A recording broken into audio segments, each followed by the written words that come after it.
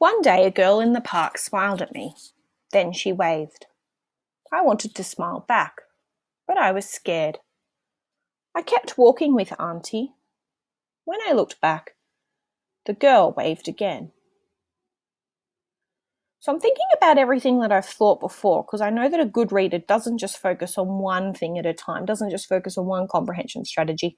They are constantly thinking about predicting, questioning, inferring, all sorts of things as they read.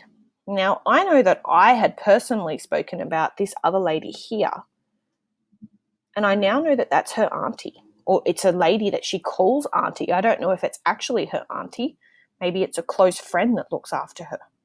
And I had assumed that auntie had stayed in her old country and Cartwheel had come here by herself.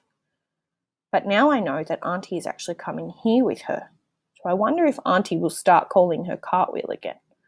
I wonder if Cartwheel will become happy and not scared. So Cartwheel's telling us that she's feeling really quite scared at the moment.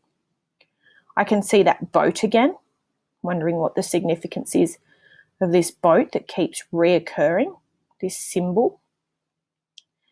And I'm wondering how this girl's feeling. Maybe you can make some connections to her.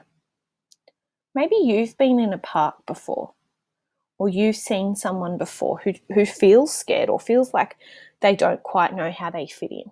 And you've been the person to go over and to comfort them and to include them and welcome them, maybe into your game, maybe into your school, maybe it's a new student coming to school, maybe you've joined a new soccer team, or they've joined a new soccer team.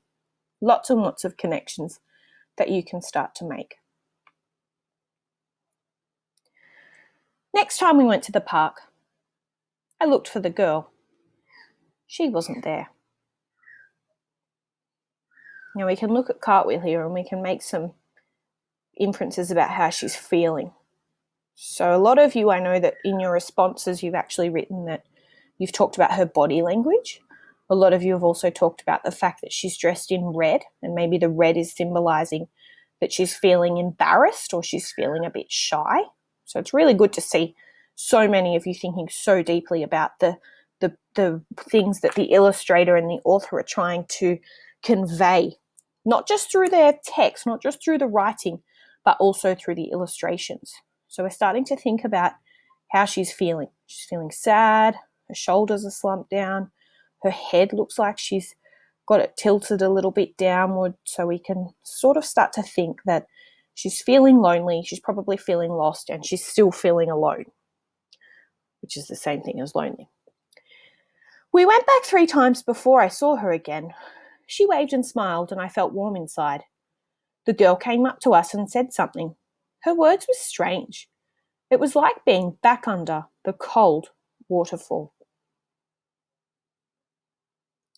And Irina Cobalt has used cold waterfall there. So we're thinking, okay, Cartwheel is feeling cold. Cartwheel is probably feeling afraid. She's not feeling warmth from this strange cold waterfall. And we can see that Freya Blackwood has used these symbols again. She's used these pictures and these images to symbolize this strange language that Cartwheel and her auntie are hearing, that they're perceiving. We've got that bird again. Looks like a magpie, though it might be a different bird this time. But we're starting to think about how it's making them feel.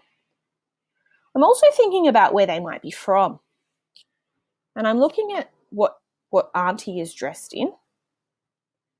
And I can see that she's got a headscarf on, and she's got her legs completely covered and her arms completely covered. And I know that a lot of Muslim countries, a lot of Muslim cultures wear that sort of attire, that sort of clothing. So I'm starting to think that perhaps they've fled an Islamic country, a Muslim country, and maybe we can make some connections to what we might have seen on the news. So you might have seen refugees fleeing due to war, and maybe we're making a connection to that event. Maybe you've seen refugees leaving Syria or Iraq, and maybe that's where they've